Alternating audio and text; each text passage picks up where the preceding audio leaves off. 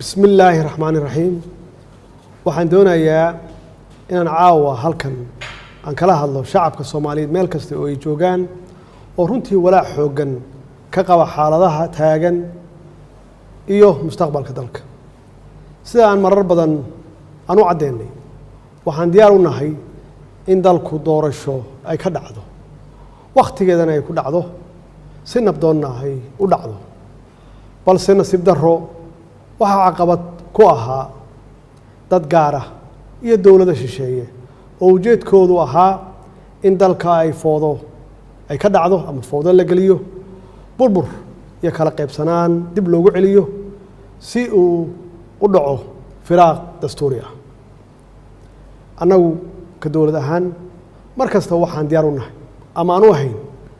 in la qabto doorasho aan shuruud ku xirnayn oo saldhigeedu yahay heshiisyadii hore loo gaaray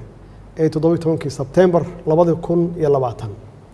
iyo talooyinkii ama talo bixintii guddiga farsamada ay ku gaareen magaalada Baydhabo 16 Febraayo 2021 waxaan bogaadinayaa dadaaladii nabadda ee ra'iisul wasaaraha iyo madaxweynayaasha Galmudug Hirshabelle Koonfur Galbeed iyo gudoomiyaha gobolka Banaadir anigoo soo dhaweynaya baaqyadii ay ka soo saareen arrimaha doorashooyinka haddaba si loo suurtageliyo qabashada doorasho ku salaysan heshiisyadaas aan soo xusnay waxaan ugu horeyn aan ugu baaqayaa dhammaan dhinacyada Soomaaliyeed in la joojiyo wax kasta oo dalka u horseedi kara xasilooni darro oo ay ka mid tahay siyaasadeynta arrimaha ciidamada kala qaybinta bulshada iyo burburinta hantida dadweynaha shacabka Soomaaliyeed ee sharafta leh waxaa maragma doonta ah in aan mar walba ayna garab taagnaayeen walina ay la garab taagan yihiin ama ay garab taagan yihiin dowladnimada Soomaaliya waxaad muujiseen dulqaad waxaad muujiseen bisayl iyo dal jacayl waxaa markii la doortay aad u soo baxdeen ama aad ka soo baxdeen guryihiina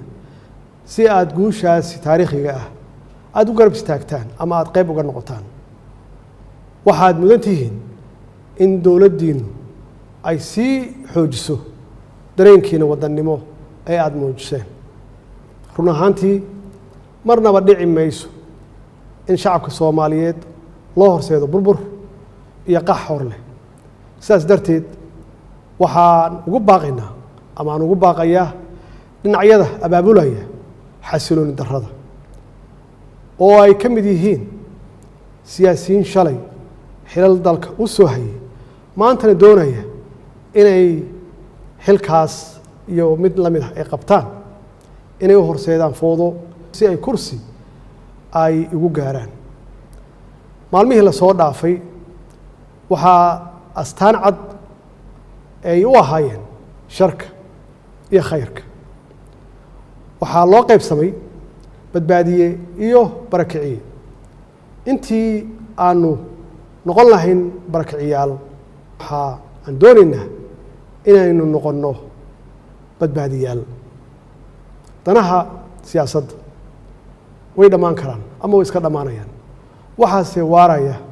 ciidda iyo calanka ummadda Soomaaliyeed ayagaana mudnaan kale waxyaabaha kale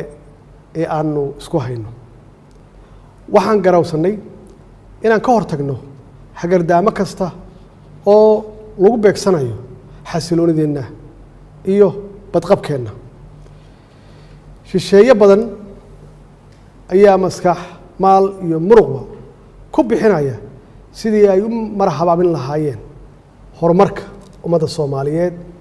si ay u helaan ama ay uga helaan dana u gaar ah annaguna waxaan ku dadaalnay inaan gaashaanka ku dhufanno waxaanu diidnay in dhalinyaradeenna laga dhigto xaabo la shito gacmahoodana lagu burburiyo nafta iyo hantida ummadda Soomaaliyeed shacabka Soomaaliyeed waxay caawa kala ogsoon yihiin ama kala ogaadeen cidda ka shaqeynaysa inaysan doorasho dhicin dowladnimada la burburiyo iyo cidda u hiilinaysa nabadda qaranimada iyo wadajirka ummadda Soomaaliyeed shacabka Soomaaliyeed ee sharafta leh waxay caawa ka marakacayaan ama ka marakaci doonaan dadka xukunka ku raadinaya dhiigga dhalinyarada Soomaaliyeed iyo kuwa ku qanacsan inay xukunka lagu kala wareego sanaadiiqda codbixinta walaalayaal maadaama aan ahay ilaaliyaha dastuurka ayna waajib igu tahay inaan isku dheelitiro heshiisyadii siyaasadeed ee hore loo gaaray iyo sharcigii u dambeeyey ee golaha shacabka uu meel mariyey waxaa maalinta sabtida aan hortagi doonaa golaha shacabka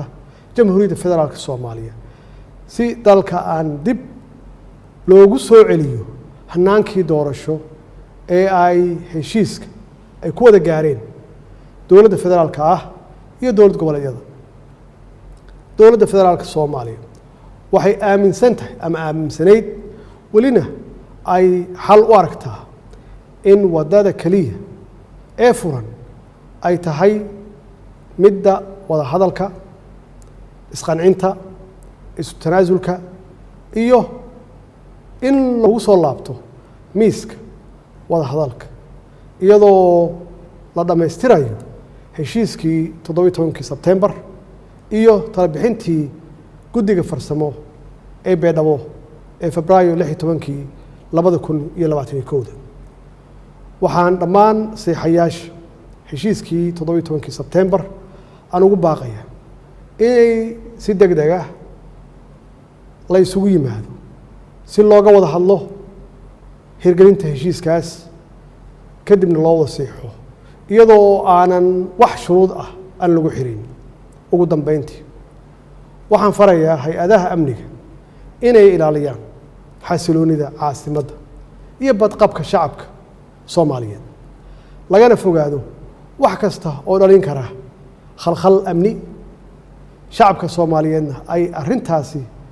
ku garab siiyaan ciidankooda qalabka sida oo habeen iyo maalin u taagan badbaadadooda wasalaamu calaykum waraxmatullaahi wabarakaatuh